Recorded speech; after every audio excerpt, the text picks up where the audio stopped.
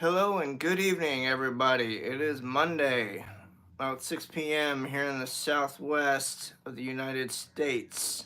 I am Larry Soulcactus. You are in my live stream. Welcome. If you would like to hit that thumbs up and hit the subscribe button, I would greatly appreciate it. If you'd like to leave a comment, you may do so, but please be respectful. I'm the moderator as well as your host.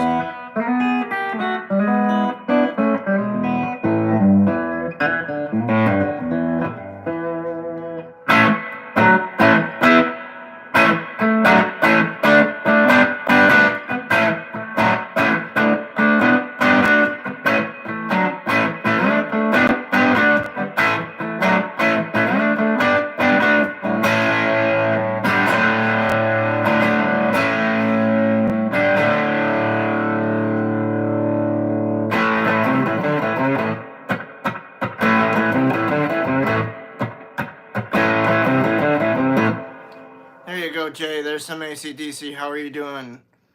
Alexandra, hi, how are you? What's happening? How are you guys? Hit that like button, hit the subscribe button. I greatly appreciate it.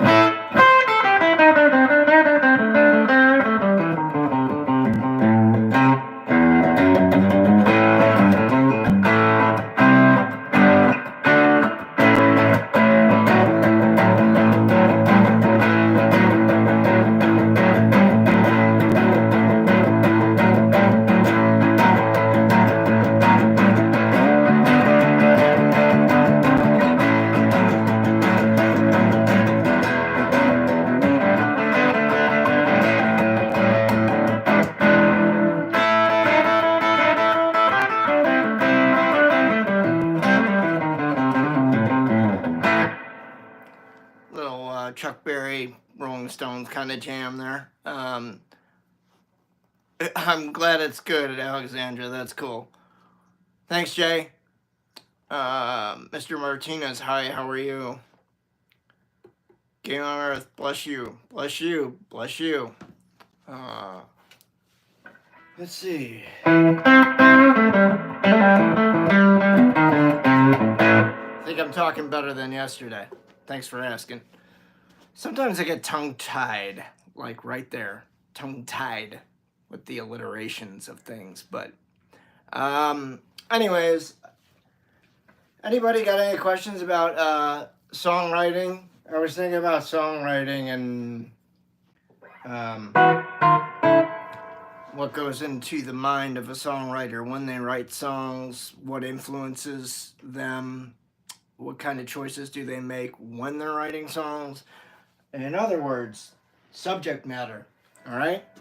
I'm going to put on my professor glasses so I can look smarter. Molecules. Did that work? Anyways, Professor Soulcactus.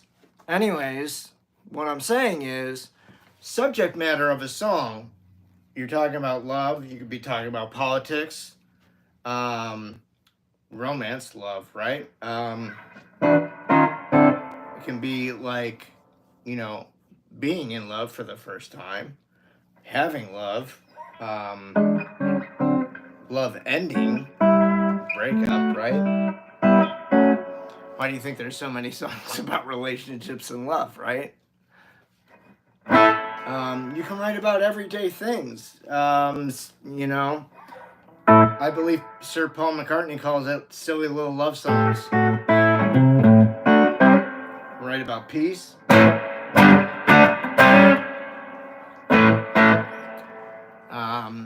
You can write about a friend.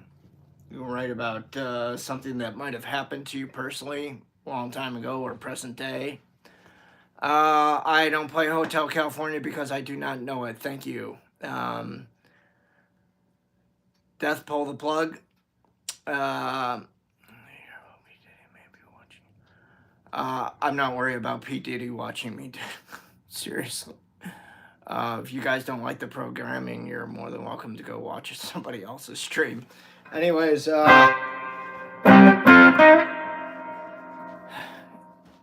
ZZ Top, yeah, they're cool. Again, talk about songwriting. I tend to songwrite, personally speaking. I used to write a lot of songs that I'd like to hear, like people that I like to listen to. Like I would like to write a song for them. Like I'd write a song in their style, and that would be a song for like Santana or Paul Rogers or Eric Clapton or Jimmy Page or the Black Crowes or something like that. Like sort of like in my 20s, that's how I kind of used to write songs, is like what I wanted to hear by that specific artist, and I would write a song based on what I wanted them to hear that they weren't playing or doing at that specific time. And that could have been sometime in the 90s. That's kind of an arrogant approach to songwriting, but not really. It's just more like being dissatisfied with what your heroes are turning out. So you decide to take matters into your own hands, hoping that maybe one day you can give them the song and say, I wrote this for you. Do you want it? If not, no big deal. I can write it and record it myself. Mills, I don't know, for some reason you look like you used to be a famous musician. Mills, thank you. I look like a lot of different people from what I've been told. I get Robert Downey Jr. a lot. God, I can't think of whoever else, but I've been told a lot of different people throughout the years. Gibsons are cool, yeah. SG Jr. Single P-90. Yeah. Can I make my guitar scream? I guess it depends.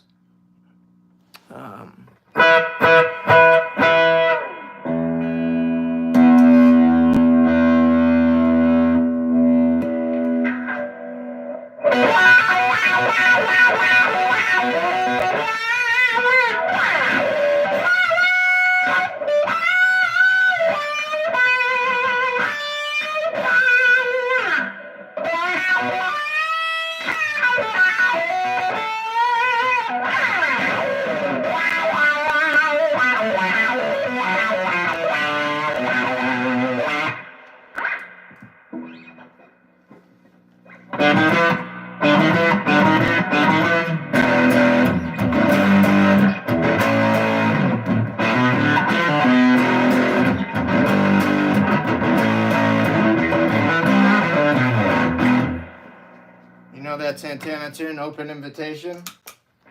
That's a badass jam right there.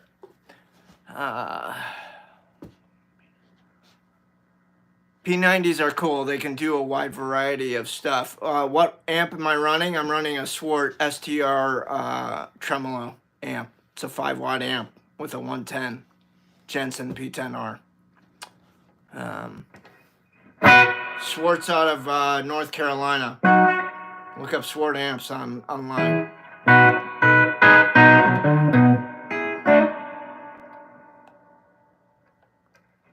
Yes, I can push the front end. I mean, I don't really need to. I can just turn the amp up and.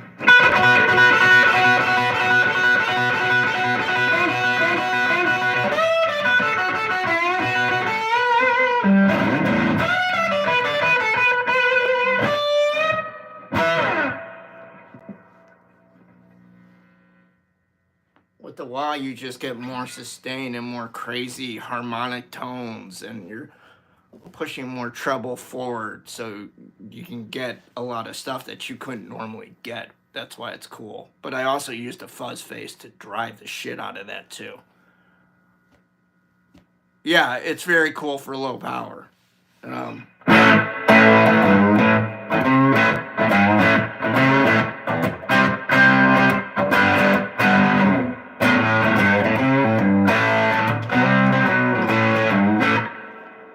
I like old Tweed tones, personally speaking, like Tweed Deluxes and stuff like that. My problem with them is they're 112s. 112s tend to lose their definitions, and they fart out once you start cranking on that volume, because if you've ever owned a 5E3 Tweed Deluxe, once it gets to a certain point, it just compresses and distorts, and then no more. It just turns to mushy mud. It doesn't stay tight the way a 10 does.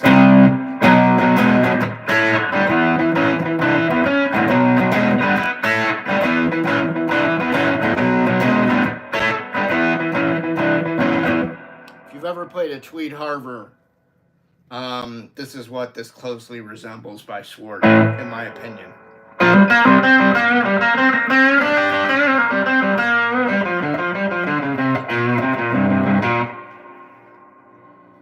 The tightness.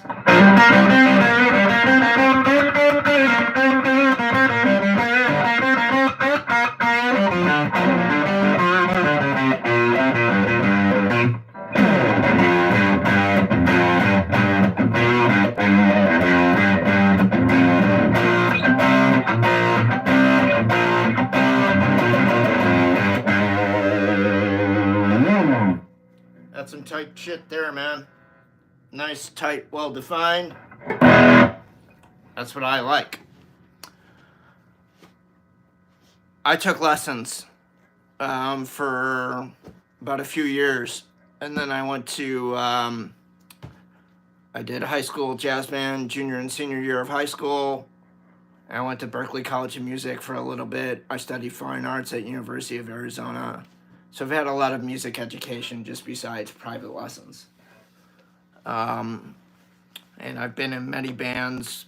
That's why I like talking about putting together bands and stuff like that, because, well, writing tunes too, but also it's always a struggle to meet people and whatever. James from Kmart. Yeah, man. Look on YouTube. You can learn just about how to play anything on YouTube. Just have some patience, and hopefully in time it'll pay off, but you got to have patience. But it's like the bank, man. The more you put in, the more you're going to get back. If you only spend 10 minutes a day practicing, you're not going to get very far. You need to spend like an hour a day practicing. That's the best advice I can give you. Can I play any Stevie Ray Vaughan songs? Yeah.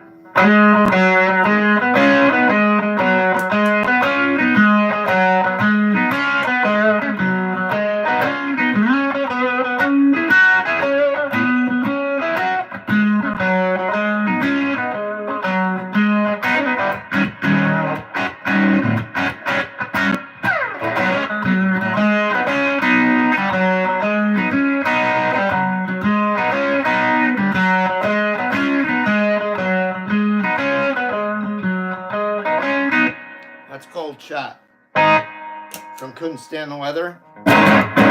Don't know about you, but cold, baby.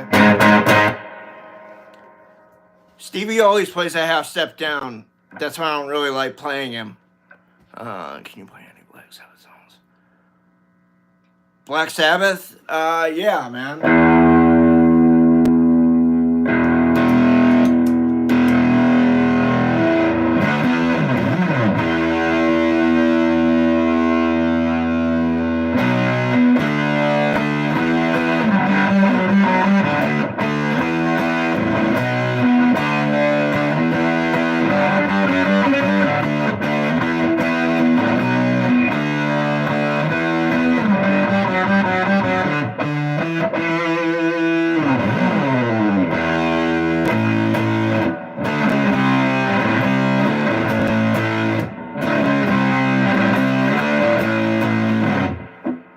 There's a little bit of Black Sabbath for you. What year is my SG? 2017. Or do you mean like what year is it modeled after? A 1963 SG Jr. Yeah, you got it. Sweet Leaf. A little bit of Iron Man in there with Sweet Leaf too. Anybody have any questions about playing in bands or putting bands together, or about guitar gear in general, amps, effects, gear, writing songs, any kind of thing like that? Any questions about that? That's primarily why I do the live streams, to help you guys out. What other YouTube streamers you guys watch? Best advice for finding local musicians? Yeah, man. 2 avenues for you. Craigslist But use some common sense when you're using Craigslist. When you go to an audition or whatever, bring a buddy if you're concerned about the situation. Don't go alone. Secondly, also check out, look for a local establishment that's hosting an open mic near you. Go to an open mic jam. You might be able to meet some people there. Also, if you've got a local guitar center, third option, you could look for a bulletin board where musicians sometimes post ads, but I never do it myself. And I've never gone into a guitar center and pulled ads off of a board. That's the best advice I can give you for finding local musicians, George. Hope that helps. Yes, thank you guys. I appreciate the subscriptions. Please do so. Please subscribe. Please hit the like button, thumbs up. I appreciate that. And if you want to leave a comment, that's great. I appreciate that. Just be respectful. I'm going to bug out for tonight. You guys be cool. I'll catch you tomorrow for another live stream. Peace out.